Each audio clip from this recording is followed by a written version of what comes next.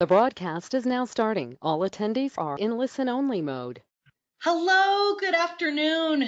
Thank you so much for joining us today. My name is Tamara Bingham Noyes. I'm the Director of Business Development here at Center for Change. We're so happy that you could take a little time out of your busy schedules to be with us today. We're thrilled to have Quinn Nystrom with us. Quinn is our National Diabetes Ambassador at Center for Change, and she's got a great story to tell about her own journey with type 1 diabetes and lots of tips and tricks for providers to keep an eye out for type 1 diabetes and an eating disorder, as well as helpful things that that professionals can do with those patients. So before we jump in, I just want to do a couple of quick housekeeping items. So you'll see on your screen there are some reminders for you. So a copy of Quinn's PowerPoint is in the handout section of the toolbar. If you click on the handout section, you'll see that there are actually two things there. One is the copy of the PowerPoint. You're welcome to follow along with that if you want. You can print it out if you'd like. You can save it for later. And of course, you'll see Quinn's slides on the screen as she goes along, but that's something you can reference later. And then also in that same handouts section of the toolbar is a copy of the post test. Please keep in mind that this post test is for reference only. You're welcome to keep an eye on it through the presentation and keep an eye on the questions so that you know what the answers might be as Quinn goes along. But in order to obtain continuing education credit, you must take the online post test. And I'll tell you a little bit more about that in just a minute. You're welcome to submit questions in the questions section of the toolbar. We'll try to get to a few of those at the end of the webinar. So you just type those questions in and send it. I keep an eye on those throughout the presentation. And then at the end, I'll come back and I'll let Quinn know if we've got a couple of questions that she can take a minute to address. When the webinar ends, you'll immediately see an evaluation that will pop up on your screen. If you'll take just a quick minute to fill out that evaluation, that would be really helpful for us. That's a continuing education requirement for us. It's completely anonymous, so please feel free to be candid in your feedback. It helps us to know what we did well, what we could do better in the future. If you have any suggestions or comments, that's really helpful for us. So if you'll take it, maybe 30 seconds at the most to take that evaluation, that would be really helpful. And then most importantly, about an hour after the webinar ends, you'll receive a separate email from GoToWebinar with the link to take the post test online. You must take the post test online and pass in order to receive continuing education credit. And once you pass the test, a certificate, a continuing education certificate, will automatically be downloaded to your computer. So if you don't see it, go to your downloads file and see if it's there. I promise you it's there somewhere. So keep an eye out for that. Again, a separate email from GoToWebinar about an hour after this webinar ends. You'll see a link to take the online test for credit. So I think that's it. At this point, I'm going to turn it over to Quinn. So Quinn, let me click on the right stuff here to make you the presenter, and you should see it happening on your end. Okay, let's try this out to show my screen. There it is. Yeah, you just want to start your slideshow from the beginning and you should be good. There you go. Okay, great. Hey, I'm going to pop out, but I'm here if you need me, so holler, I'm listening in. Otherwise, I'll pop back on when you're finished. Sounds great. All right, everybody. So I want to thank everybody for coming. We see, gosh, just about 300 people, which is amazing, that have joined. This is a topic that I'm personally very passionate about and have spent now a couple of years with Center for Change, really helping speak to healthcare professionals in the eating disorder world and in the diabetes world about why this topic really needs to be discussed and be top of mind. And so I'll let you know first why I'm passionate about it, and then I'll kind of go through and go over things that are really applicable to healthcare professionals. So my story starts with my younger brother, Will. Will was diagnosed with type 1 diabetes back in '96 at the age of 5. My family didn't know anything about diabetes. We didn't really have, a background on it. But here Will, was being asked to go to the hospital so that they could, lower his blood sugars. They were sky high. My family, he was there for a week primarily so that my family could be educated to learn how do you manage a young person's and living now with type 1 diabetes, where there's multiple injections a day, there's multiple finger pokes, you have to count all the food that's going into his body. And so it was a real learning curve. I remember my mom telling me how she would cry every single time, they were trying to teach her how to give an insulin injection to her 5-year-old son. It was just very difficult. And there was a really kind nurse actually who, they were practicing on an orange, and this nurse finally said, well, why don't you use my arm so that you can better learn? And my mom will never forget the kindness of that nurse. Now I was in 5th grade at the time, and I wanted to do, anything I could to, help support my younger brother. And so I made a promise to him that I would do whatever I could to help find a cure for diabetes, and I would do whatever I could to help improve his life with diabetes. I don't think I knew exactly what that meant as a 5th grader, but I started raising money for diabetes, going into classrooms, talking to people about what type 1 diabetes was, what type 1 diabetes wasn't. There were a lot of people that thought Will had gotten diabetes because he ate too much sugar, that my parents hadn't exercised him enough. I always say, like, what do they think we're like a gerbil, on a wheel that should have been run more? And so I think, those comments were back in '96, and those comments are still said today. I hear quite a bit. So that's what sort of set me up for being really passionate about the issue of people living with type 1 diabetes. Now, my parents asked the pediatrician at the time in our, small town here in central Minnesota, who had diagnosed Will. She said, what is the likelihood that our 2 older children, Quinn and my older brother Thor, could get diagnosed with type 1 diabetes? This doctor looked my parents in the eyes and said, there is no chance. If another child got diagnosed with type 1 diabetes in your family, your family will end up on the cover of the New England Journal of Medicine. Now, I'm sure none of you have seen my family's face on the cover of the New England Journal of Medicine, nor do probably a lot of you know, that it is not common, but it's not this extremely rare thing to have multiple siblings in a family with type 1 diabetes.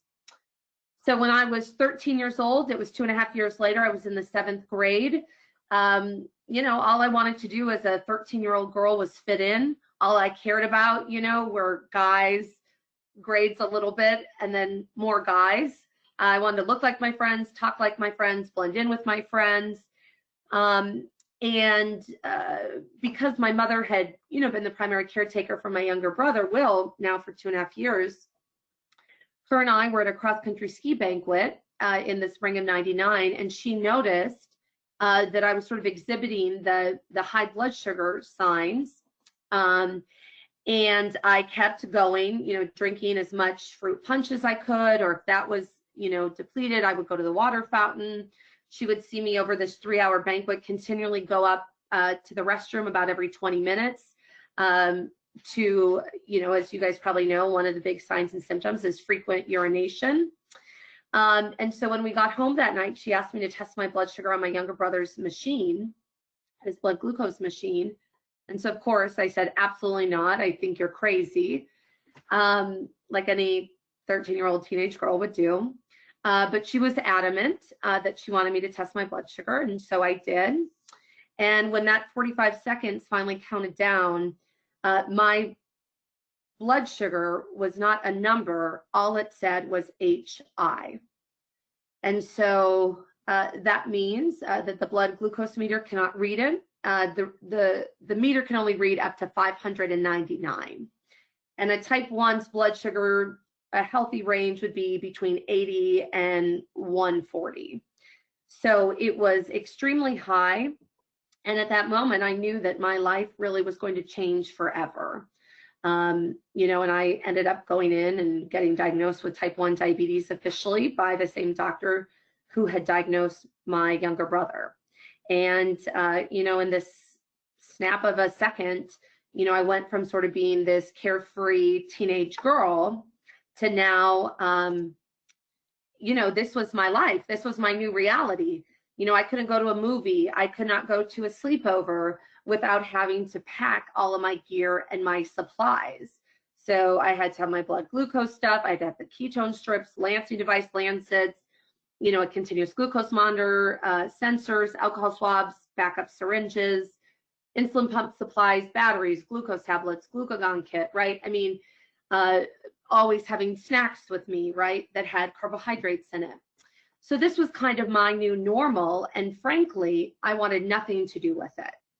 I was very supportive of Will and how I could help him, but I just was not interested in having type 1 diabetes. I felt like the doctor had told us that wouldn't happen, and here I was being diagnosed. And so I was very upset. I was in complete denial of this diagnosis, and I didn't want anybody to know. Now, of course, kids at school found out because I had to frequently go down to the nurse's station, multiple times a day to check my blood sugar, give myself insulin. And so I had similar reactions that Will had had when he was diagnosed. People thought that I was contagious, that I had eaten the wrong diet, that I had not, exercised correctly. And that was really hard because I was so embarrassed and mortified about this diagnosis. I didn't have a voice. I couldn't really speak up. I wasn't really in the mood to educate anybody. And so I really fell into a deep depression over the next year. I tell people, I think this is a phenomenal resource. And I know that Tamara said, that she will, or that you guys have a copy of these slides. I really suggest to medical professionals to use this to show their patients with diabetes, just that you have an understanding as a healthcare professional of how dang hard it is to manage a blood sugar. With type 1 diabetes, we are having to try to get this number in between, 80, 150 every single day for every single minute. And the truth is there's 42 factors that affect a blood glucose. So, these arrows obviously are, does it increase your blood sugar, stabilize it, or drop it? So there's food factors, there's medication, activity, biological, environmental, behavioral, decision-making. So, I, for instance, had a low blood sugar last night in the middle of the night. I woke up around 2:30 a.m. I wish I could tell you why I had that low blood sugar, but I have no idea, right? There's other days that I've woken up with a blood sugar of 350. I also wish that I would be able to tell a medical professional who says, well, why was your number that way? I wish I could tell them. Sometimes I do know, sometimes I don't know. And so I think showing this to people who have type 1 diabetes as a healthcare professional to say, look, I may not understand everything that you're going through, but I understand how exhausting it must be to try to mitigate all these things every single day and you never get a day off. So I think this has been a very successful tool, just so that you guys can sort of get on a similar baseline instead of, I think a lot of people with diabetes often feel judged. They take their numbers very personal. I think when you can work together more collaboratively, it can be a much more successful relationship. So this was another reason why I had zero interest in living with type 1 diabetes. I did not want this to be, the rest of my life, frankly, because there's no cure in sight. And still to this day, really, there doesn't seem to be a cure in sight after 20 years of living with it. So, my mother knew that I was really struggling with type 1 diabetes, and she came to me about a year after my diagnosis and said, Quinn, I, heard from some medical professionals that they think it'd be this really great idea if I sent you to a place called Camp Needlepoint. And I'm sure you can imagine my reaction. I was horrified that any diabetic-only camp would be called Camp Needlepoint. I was not interested in spending one of my, precious weeks of a Minnesota summer, which is only about, 8 weeks long, at a place called Camp Needlepoint. I didn't want to talk about diabetes. I didn't want to think that I had it. I imagined people going around in white lab coats with large hypodermic needles and wanting to sit around a campfire and discuss. our new life with diabetes. I did not want anything to do with it. But my mother, who is a strong-willed woman, made the decision I was going, and she brought my aunt. They packed up my bag for a week in Hudson, Wisconsin. This is the American Diabetes Association sponsored camp. And there I was sobbing in my purple platform tent at Camp Needlepoint. What I will say, though, is that week at Camp Needlepoint is truly what changed my life and how I perceived living with type 1 diabetes. For the first time, I was with other, young teenage girls like myself who'd been living with type 1 much longer than me, who had figured out a way to sort of, deal with their diagnosis and continue on with normal life. And that was a really powerful thing for me. I also learned, I didn't have the choice to get type 1 diabetes, but I certainly had the choice on how I was going to react to getting diagnosed with diabetes. And that could only come down to me. And so if I wanted to have this very bitter point of view about my life and what had happened to me, I was really only going to be punishing myself for the rest of my life. And so I left Camp Needlepoint really resolved and really doubled down on that promise that I initially made to Will, that I wanted to be, to do something positive in the diabetes community, help spread correct information, and help advocate on behalf of people with diabetes. And so I did just that. Now, the other reality that I think people with diabetes are living with, and I think it's important, for people without diabetes to see this, is, what we see on a day-to-day basis, or again, like I've said, hearing comments. And again, this is all sort of working our way up to talking about the high prevalence between type 1 diabetes and eating disorders. But these are screenshots that I've taken personally from social media or presentations I've been at. So this one came from the CEO of CrossFit. This was a couple years ago. You may remember it. It was a big controversy. He said, make sure you pour some out for your dead homies, and then redid the Coke label and said, open diabetes, right? So that if I, drink Coke, I'm going to get diabetes and I'm going to die because of it. What's interesting is this guy, even though there was a huge outcry in the diabetes community, Nick Jonas came forward to talk about it, Greg Glassman and CrossFit would never apologize for their comments. They stood by those comments. Here's some more. This is on the left. This was a report with audio of Mitch Mulvaney when he was the White House, in charge of the budget. This was when it was talks about pre-existing conditions and that protection was going to be rolled back. You probably remember. And he was on an Ivy League campus and said, one of the reasons why we don't believe the government should have to pay and shoulder the burden, of paying for people with pre-existing conditions is because, for example, diabetics don't deserve health insurance. And his exact quote was, because we're lazy, we sit on a couch and we've caused our diagnosis and we make it worse by our lifestyle choices. Now, again, I bring this up not to make a political statement, but to show that supposedly people who are intelligent, who are in positions of high power, they have these perceptions about people who live with diabetes. Also on the right, this is a very well-known influencer. He's an MD, but he said custom footwear for that special uncontrolled diabetic in your life. I will say this, I have never met somebody living with type 1 or type 2 diabetes that want to be uncontrolled, okay? There is not one person I've ever met who wants to get their toes removed or their leg amputated. Again, what I was kind of alluding to earlier, it's exhausting living with diabetes. So we certainly have a high level of people with diabetes burnout that can lead to not, being in the best control of your diabetes. But that doesn't mean that that person wants that or has really chosen that path. Here was an article that I got in my email. Can bariatric surgery cure your diabetes?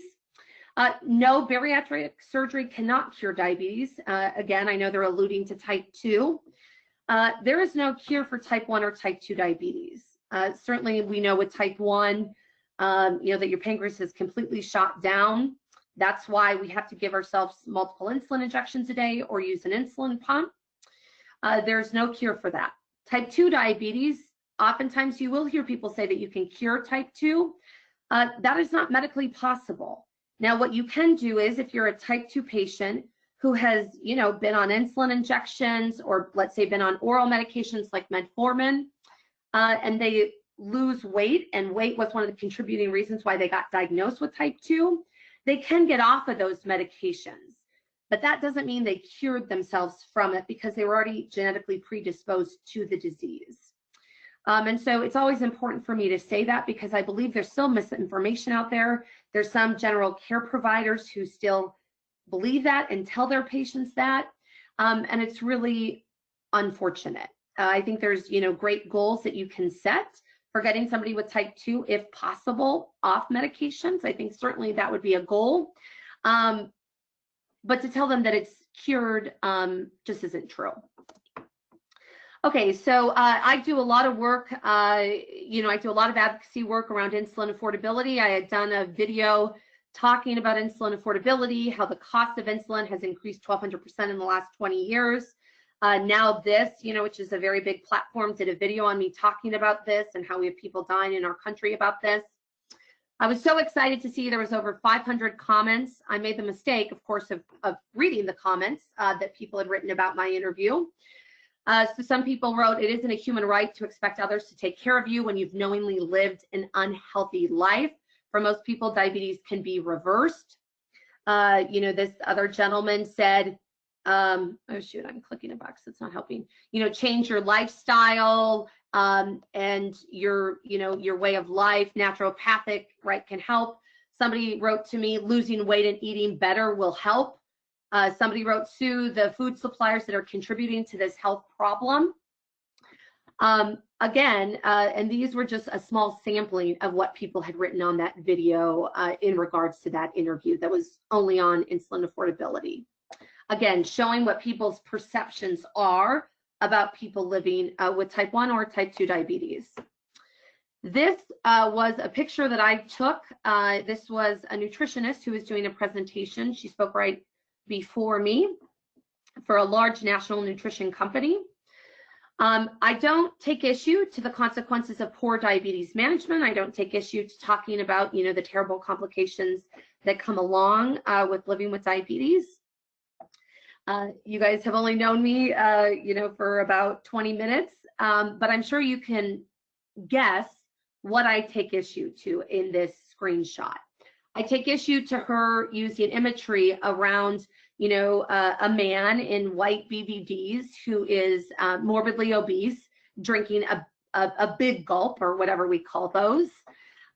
Because my thing is, would we have used the same imagery if we had talked about the consequences of poor kidney disease management, consequences of poor, cancer treatment management? I don't believe that person would have used the same image. But for some reason, there are people, and again, I want to believe it's in the minority, that use this imagery to describe somebody with diabetes. And what I'll say, and what I'm sure a lot of you know, is there's not a person who looks like diabetes. I've had a lot of people over the years, when they find out I have type 1, they'll say, "Well, Quinn, you don't really look like you have diabetes." And I always, in a very snarky way, respond back like, "Well, what does somebody with diabetes look like?" Because the truth is, there's not a certain look to somebody. And when we're talking about type 2 diabetes, let me just say, there's 12 different risk factors in getting type 2 diabetes. Yes, one of those is, are you obese? Another one is, how often do you exercise? But there's 10 other factors there that have to do with what gender are you? What age are you? Are you 65 and older? We know you're at a higher risk for type 2. We also know certain ethnicities, right? So African Americans, people in Minnesota, we have a very large population of Native Americans. They are hit with type 2 diabetes at 40%, opposed to the Minnesota general population that is 7% with people affected by diabetes. We also know people who had gestational diabetes are much more at risk for developing type 2 diabetes later on. So what I'm saying is, I feel that it's very unfair to tell people that just why you're getting type 2 is because you're overweight and you've caused it. Even if that is the case, research has shown that it's not helpful in motivating somebody to take better control of their life, of a certain chronic disease state.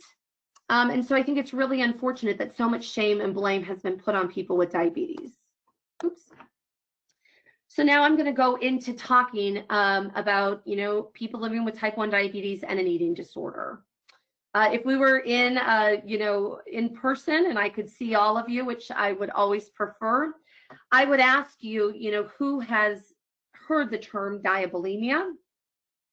Usually I will get, about 80%, 90% of an audience to raise their hands. When I ask people, do they recognize the term EDDMT1, I usually only get maybe a small handful, if anybody, who raises their hand. So the reason why I talk about this is because the dual diagnosis of an eating disorder and type 1 diabetes is often referred to as diabulimia. However, this is not the medically recognized term and not an accurate description. So what I'll say is diabulimia and EDDMT1, neither of them are in the DSM-5. But why medical professionals in the diabetes and eating disorder world got together several years ago to try to get a more medically recognized term that really shows the full spectrum is because they knew that diabulimia, that term only refers to, does somebody with type 1 diabetes purposely not take their insulin to lose weight, right? So they're purposely increasing their blood sugars to have very high blood glucose, not taking their insulin, continuing to eat, and that is their way of losing weight, right? So that is their eating disorder symptom. Now, people with type 1 diabetes, the reason why they chose the eating disorder, diabetes mellitus type 1 term to say that is more accurate is because we know people with type 1 diabetes who struggle with an eating disorder don't just omit insulin as their eating disorder symptom. We know that people with type 1 diabetes who have an eating disorder will sometimes restrict their food. Oh, you're going to hear an alarm going off for me, and I bet it's because I'm dropping. Okay. See, this is just real life with type 1 diabetes. I was 140 when we started this, but I always have one of my glucose gels by me in case my blood sugar drops. So that is life with type 1. So you'll see me with this gel pack. But so again, sometimes people will exhibit, anorexia type symptoms of restricting eating. Sometimes people will, overexercise. Some people are classic bulimics, right, where they purge by vomiting. Some people abuse laxatives, diet pills, caffeine, etc. Some people have also asked, though I'm not touching on it in this presentation, but the term that they came up with for people with type 2 diabetes and eating disorders is EDDMT2. So we'll go on here. So 75% of American women are dissatisfied with their appearance. 50% of 9-year-old girls and 80% of 10-year-old American girls have dieted. At least 4% of teenage and college-age women become anorexic or bulimic. Okay, so that's sort of the overall prevalence of people with eating disorders in America. Now, with eating disorders and diabetes, we see these eating disorder behaviors are seen in 8% of people with type 1 diabetes versus people without diabetes. Increased risk of disturbed eating, has been detected in girls with type 1 diabetes as young as 9 years old. The research that has been done has shown that just over 32% of females with type 1 diabetes have some form of disordered eating or weight control behavior. Out of the group they researched that struggle with an eating disorder and type 1 diabetes, 36% reported intentional omission of insulin. And again, there's a strong association between type 2 diabetes and clinically significant binge eating. Though I won't discuss that in this, I do think it's important to notate when we're talking about this topic as a whole. Why is there the higher risk, right? Why are women with type 1 diabetes 2.5 times more likely to get diagnosed with an eating disorder in their life? So some of the research has shown that people with type 1 diabetes, they feel very betrayed by their body when they're diagnosed with type 1 diabetes, right? We're figuring out why were we the ones where our pancreas stopped working. The emphasis, very early on about, on food and dietary restraint. Again, so, when I was diagnosed, what we knew back then and what nutritionists taught us and what the research showed was, putting people on sort of a stricter diet. So I was told, that I would eat between 7:30 and 8 a.m. every morning for breakfast, and I would have 3 to 4 choices, right? Choices were described as 15 grams of carbs, roughly, per choice. And then, from 10 to 10:30, I would get 1 to 2 choices for a morning snack. Then again, I would have a regimented time to eat for lunch, right? So there was a lot of emphasis on this. We were also told back then what foods were free. So sugar-free foods, sugar-free Jell-O, things like that. And so going on, society sort of setting these food rules for people with diabetes. I can't tell you how many times over my life, but even in recent months, weeks, in the last year, how many times somebody will know that I have type 1 diabetes. We are sitting in, a public setting. It's typically a stranger, and they will say to me, Quinn, are you sure you should be eating that? And that could be whatever's on my plate. That could be pasta, that could be bread. I've even had people say that if I was drinking a Diet Mountain Dew. Usually if I feel a little snarky, I will say right back, when they say, why are you eating that? And I always say, why is it yours? Because I know exactly what they're telling me is that they don't believe somebody with diabetes should be eating that, and that I guess I cannot manage myself appropriately, right? That I need their outside advice. Now, I know sometimes people have the best of intentions, but you have to understand, living with type 1 diabetes and having this 24/7, when people are constantly barraging you and telling you what they think you should eat or not eat, it becomes, for me then with my eating disorder, I would start purposely then never wanting to have carbs. I would never choose to have a dessert, right? I would just eat a salad, and I would get praised by people around that table for eating correctly as a person with diabetes. We know there's this hyper focus for diabetes management on numbers. So people telling us good blood sugar, good weight, bad weight, good food, bad food. There's this belief that we ate our way into diabetes, right? Regardless if we have type 1 or type 2 diabetes. Now we know with type 1, it's an autoimmune disease. There's nothing we could have done to prevent it. Even saying that to people, they still believe that if we go on a special diet, if I eat so many cinnamon capsules, if I eat frozen lemons, right, that I can eat my way out of diabetes. And I think that's really unfortunate. There also is a factor of weight gain, a higher BMI, with the result of a higher intensive insulin therapy. The temptation factor, okay, so for people who do use insulin omission as their eating disorder symptom, there's easy availability of that to them. The effect of diabetes on your self-concept, your self-image, and on family interaction. Living with type 1 diabetes, we're constantly, right, no matter if you take insulin injections or we're an insulin pump like myself, you're constantly having to sort of pinch your skin, right, to give yourself those insulin injections or to put in a CGM or to put in an insulin pump, in my stomach, in my thighs, in the back of my arm. And so, again, we're much more hyper-focused on our body image and what our body looks like. A lot of us wear these external devices, and how does that impact our body image? Also, family dynamics involving autonomy and independence concerning diabetes self-management. I will tell you from a girl that I knew who had type 1 diabetes and eating disorder, when she was in high school, she tested her blood sugar once, and her father was around her. The blood sugar came back quite high. I don't remember what it was, high 200s, high 300s, she had told me.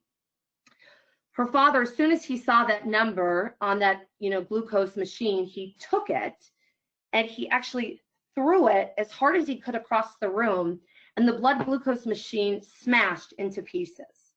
He was furious that the blood sugar was that high. Now, again, I believe that this father, who had the best of intentions, was overcome with his fear and his own anxiety about his child, living with this disease, and his frustration about maybe the difficulties of managing it. But I will tell you, this young woman internalized that as she now had a fear of seeing what her blood sugar was. She later went on to develop an eating disorder. She did not test her blood sugar for over 3 years because she had such high anxiety about seeing what that number was. She started omitting her insulin so that she knew her blood sugar was always high. She lost weight easily, but she just never wanted to see what number was on that blood glucose meter. So again, how does family dynamics involving autonomy, independence, and just all the things that concern the self-management, how does that play into how a young person perceives themselves with type 1 diabetes? So again, I will always say, I am not a medical professional. I have a master's degree in communications, but people have asked me in the past, what do the medical professionals on the diabetes team use at Center for Change? So the eating disorder screening tools that they use for their diabetes patients, one is the DEPSAR, the Diabetes and Eating Problem Survey Revised. The other one they will often use is the SCOFF. So the DEPSAR, and again, you'll be able to find these if you weren't aware of these before. You'll see the references on the bottom of each sheet here, so you can look them up. But it's 16 questions, 0 to 5, Likert scale, can usually complete in less than 10 minutes. Some examples of those questions can be, I feel fat when I take all my insulin. Other people tell me to take better care of my diabetes. After I overeat, I skip my next insulin dose. Okay, the SCOFF is, do you make yourself sick because you feel uncomfortably full? Do you feel like you have lost control? Have you recently lost more than 1 stone? Sorry, you guys are all going to hear my continuous glucose monitor and my insulin pump both beeping. So sorry about that. Some of you professionals probably know those beeps very well. Do you believe yourself to be fat when others say you're thin? Would you say that food, dominates your thoughts, your feelings, right? How often? And so then that, will give you a calculation. So again, trying to look at a spectrum, not just if somebody omits insulin. I think this is really interesting research that was done at Center for Change, led by Jenica Beakley. I love her. She's a nurse practitioner, but she also has lived with type 1 for over 30 years. I always feel like she has such great street cred with people living with type 1. And there hasn't been a lot of research done in America in treatment settings for people with type 1 diabetes and an eating disorder. And so I think that's why this research is so important. But she reviewed the charts of the past 27 patients with type 1 diabetes who had been admitted into 24-hour care for eating disorder treatment at Center for Change. She analyzed the DEPSAR scores to determine the frequency of insulin omission, and she analyzed the hemoglobin A1C levels. So again, sort of, it's a blood lab test that kind of shows the average of somebody with, type 1 diabetes, kind of, and what their sort of control has looked like over a 3-month period. So that's usually the biggest benchmark that medical professionals look at. But she wanted to look at that to see reports of insulin omission that will help determine the percentage of patients with diabetes and eating disorders who omit insulin for weight loss. And then her theory, therein theory may be many patients with diabetes and eating disorders who go unrecognized since they do not omit insulin, as the way of weight loss, or they may not have a high hemoglobin A1C. So the findings, which obviously there's a lot more, but I just want to show here on the insulin omission. So people who omit insulin always, who are at that, high level of care, were 26% of the time. These are people who always did it on a daily basis, frequently omitting their insulin. But you can see on this, 41% of those patients never omitted insulin in their whole entire life, right? So they're using other eating disorder symptoms in that full spectrum. And so that's where I think this is really interesting research. You can see, obviously, there's a group in the middle of people who sometimes do it, often do it, usually do it. But I think what's important to note here is the 41%. Also, when you're looking at the average A1C of these individuals, okay, so you go to that group of the 41% who said they omit insulin never, and then also this group was the rarely. You see that their average A1C is just over 8%. So even though they don't omit insulin, or maybe they do it very rarely, it is still, their A1C is still above what, you know, the ADA, American Diabetes Association standard is for people and what they would like their A1C to be, right? Which is for people over 18, it's under 7.0%. So I think that's interesting to note. It's still very difficult for them to manage their type 1. As I'm sure you can assume, people who omit insulin always, their A1C is going to be in the double-digit range. And so this is an average of that. So we do know that, but again, I think looking at this omit insulin never to rarely category is really important to see. I also found a very interesting finding was looking at the DEPSAR. Now, one of those questions, as you know, is do they feel fat when they take all of their insulin? Now, we know the group under 5 who always omits insulin, you know, they are some of the highest for saying, yes, they feel fat after they take all of, you know, an insulin dose. But I think what is very interesting in these findings is if you look at the number 0 category of these people never, ever, you know, omit insulin. These people are almost just as high as the always omit insulin, and they feel just as fat after they take all of their insulin. So even though they are triggered in that way, right? Even if they're triggered in that way, they've chosen not to omit insulin, but it's clearly a huge trigger for them taking that insulin. And so they're using other eating disorder symptoms to kind of overcompensate then for that. And so I think that was a real critical finding in this research and something that I really wanted to share with all of you. This research is continual and ongoing, and Jenica continues to add more patients as they get them. And so I think this will be a really sort of landmark thing once it's able to be published.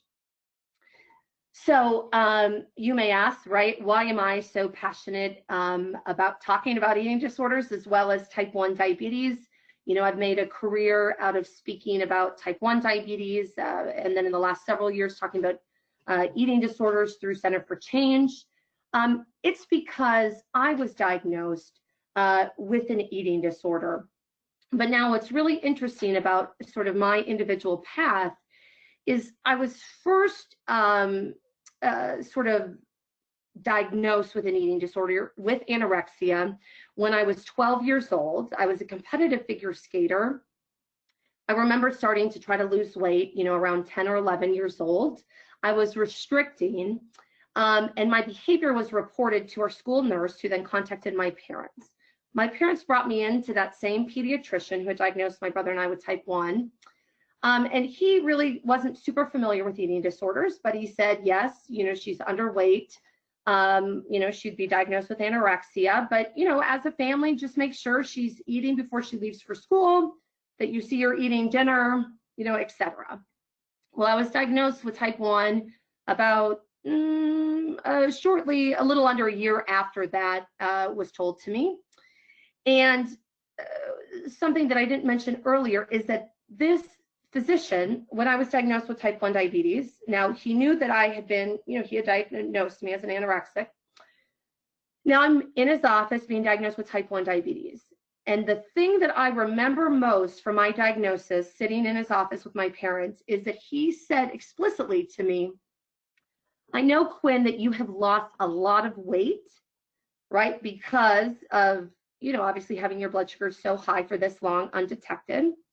But the moment that you start taking insulin today, I will assure you that all that weight will be gained back. Now, I'm sure you can see where that would set somebody up, especially a young female, up to automatically think the very medication I'm going to have to take to keep myself alive is going to make me overweight. And that sets up a very bad thing in your mind. Now, I understand what he was trying to say. And again, I don't think he had ill intention at all. I really don't think medical professionals ever do. But I think, again, it came down to how he was using his wording. And he was probably trying to reassure my parents that even though I was significantly underweight, that now I could be healthy, I could be restored again. But I think there's other ways that he could have said that without using those unfortunate terms about how all the weight is just going to come back on me now that I was going to take insulin. So what was really interesting was then I had been diagnosed with type 1 diabetes. And so sort of all thoughts from my parents about, me struggling early with an eating disorder kind of went away because now I was having to kind of eat on this regimented basis. Very similar actually to, right, how a lot of people are set up in eating disorder treatment with learning how to recover. So my mom thought sort of the anorexia had gone away, but what really happened for me was I felt this enormous pressure to keep myself trim, not just because I was a competitive figure skater, not just because I also competed in pageants, which was very unfortunate looking back, but I also had society telling me that it was my fault I got type 1 diabetes. I was too fat, which was false, but that's what I thought in my mind, that I didn't exercise enough or appropriately. And so I started doing things to overcompensate. So anytime I would get a low blood sugar, it would trigger me to eat excessively, right? I would have a binge. I would feel like it's almost a reason why I could eat foods that I was not allowed to eat on a regular basis. And then I would feel tremendously guilty. And then I would start with either, withholding food for a couple days, or I would use diet pills or laxatives, or I would over-exercise. And then eventually I also started purging by vomiting. And so I sort of say I was a classic bulimic in that sense. But I was also hypersensitive to my A1C. I had been chosen as the National Youth Advocate as a teenager to travel the country and represent people with diabetes. So I wanted to make sure my A1C was always great. So I never omitted insulin. I can't tell you why, I just chose not to. And so even though I was, my parents ended up firing that pediatrician, and they ended up bringing me down to the Twin Cities to some phenomenal pediatric endocrinologists and a full team. They did not detect that I had an eating disorder. They never asked me about it. The only question they would ask is, a couple years in, did I omit insulin? Which I would always say no, which is true. And then again, I think a lot of diabetes medical professionals were always looking for that red flag of a double-digit A1C, which I never exhibited. And also, after I'd been diagnosed with type 1 diabetes, I would say I was a very sort of normal, healthy weight. So I wasn't underweight, and so that also wasn't a flag for them.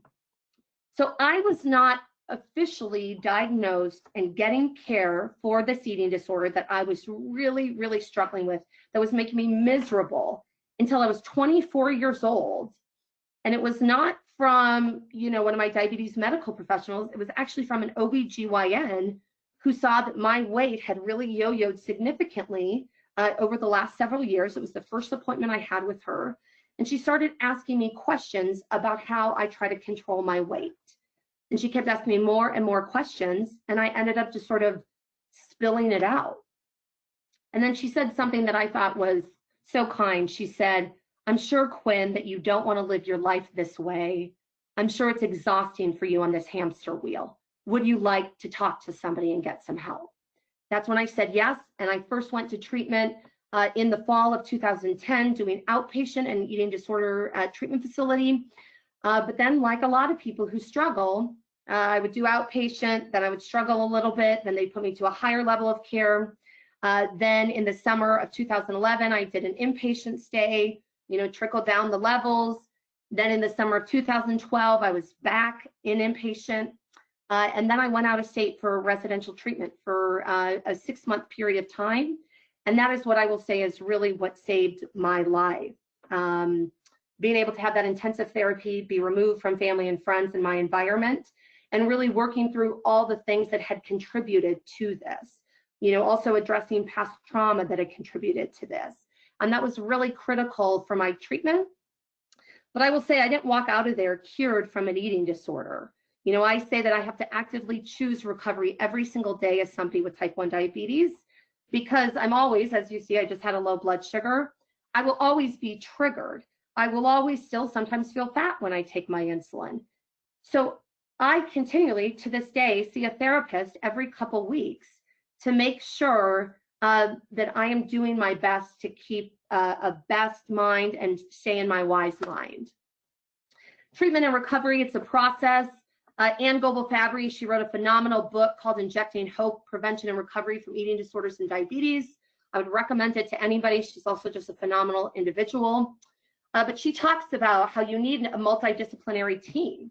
You know, yes, you need people who know eating disorder recovery very well, but you also need people who know type 1 diabetes very well to work together, right? Standard ED treatment techniques and therapies, and also working at type 1's perfectionism, because a lot of us struggle with that, and putting attainable goals, right? Small baby steps. I always give out some social media resources because I know I kind of, you know, put a bunch of negative social media things that I've seen. You can give these to patients. This is a really one that I love, Body Posibities. It's on Instagram. She's just wonderful, right? So she does treat the hypo, destroy the guilt. And then again, she sometimes uses swear words. So, you know, again, you know, determine who you think should get it. But, you know, she writes, hypo treatment isn't something to feel guilty about. It's a lifesaver. Stop feeling guilty about hypos or freaking out about weight gain. Your body will settle where it needs to be. And with your help, it will settle back in range for blood glucose levels.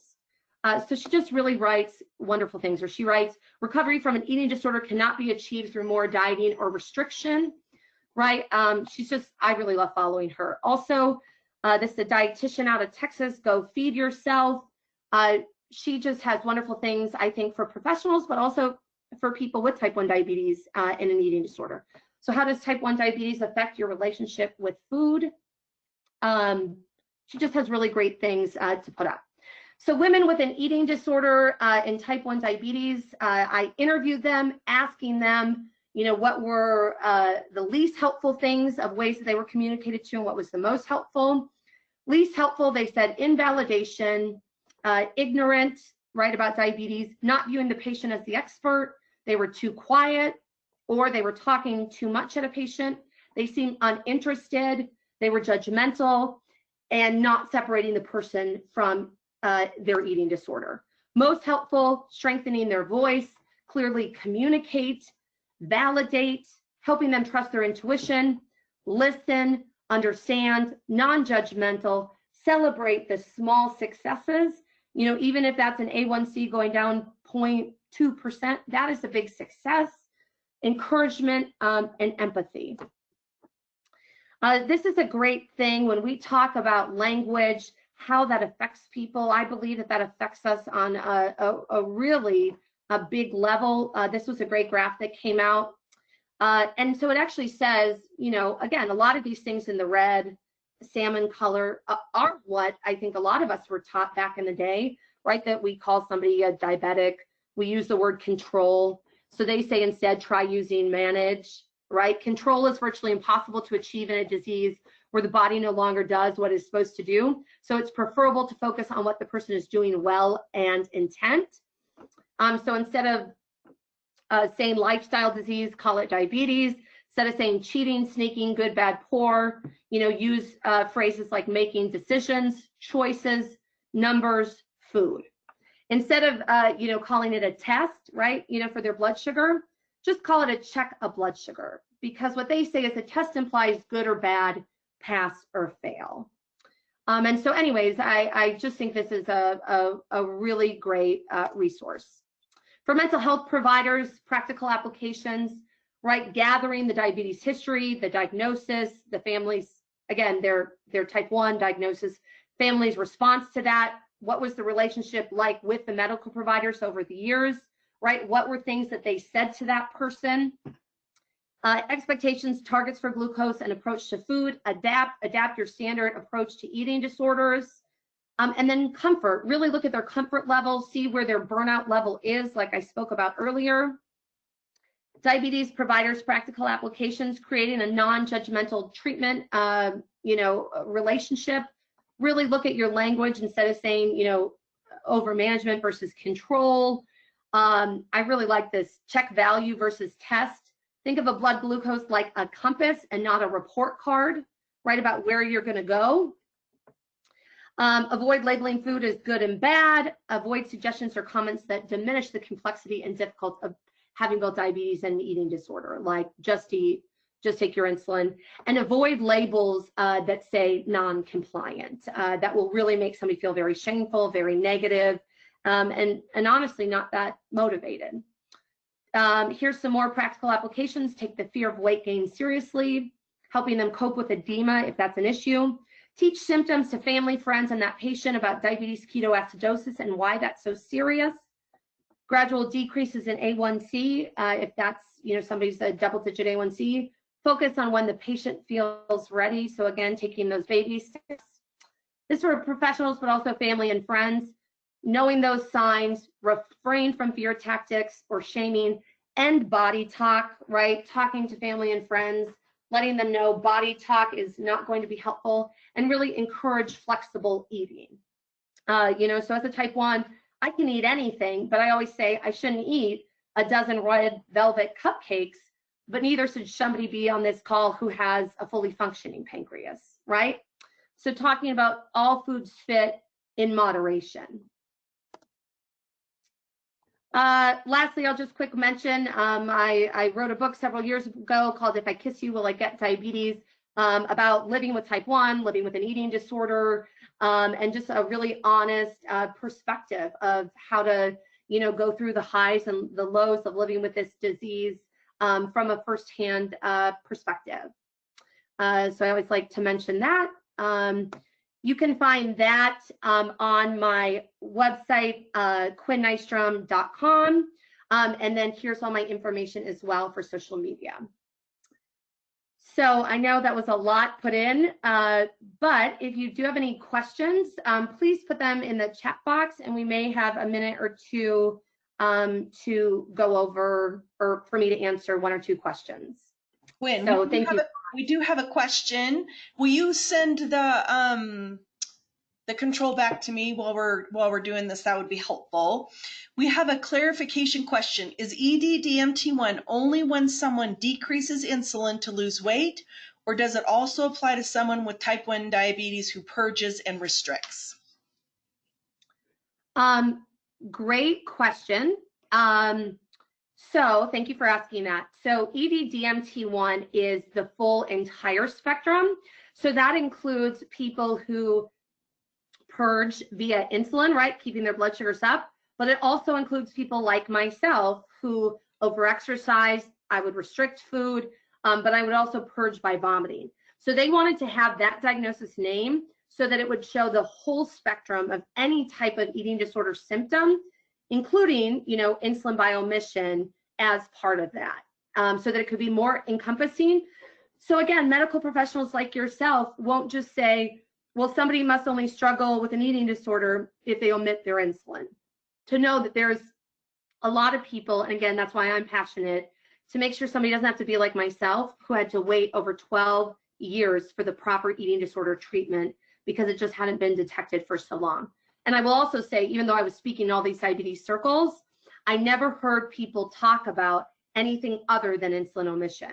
So I always thought in my head, I don't have an eating disorder. I'm just doing things for the sort of the ends to justify the means so that I can keep my weight trim. So I hope that helps. Great, Quinn, thank you. We're out of time, yes. So I'm just going to go over a couple of last minute things in case you missed it at the beginning of the webinar. Just some reminders that when the webinar ends here in just a minute, there'll be an evaluation that pops up on your screen. If you would please take that short evaluation, that would be really helpful for us. That's a continuing education requirement for us. It's completely anonymous, and we gather that data anonymously and have to send it to the CE providers.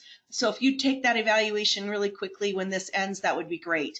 And then about an hour from now, once I end the webinar, about an hour from now, you'll receive a separate email from GoToWebinar with a link to take the online post-test. You must take the post-test online and pass in order to get continuing education credit. Once you pass the test online, a certificate will automatically be downloaded to your computer. So look for it in your downloads file if you don't see it right away, and it should be there. Thank you so much, everyone, for joining us. Thank you, Quinn. It was wonderful. You did an awesome job, and we're just so happy that everybody could be with us today. Please join us again. We have another webinar coming up in July. Watch our website and our e-blast for that information, and in the meantime, everybody be well. Bye-bye. Thank you all so much.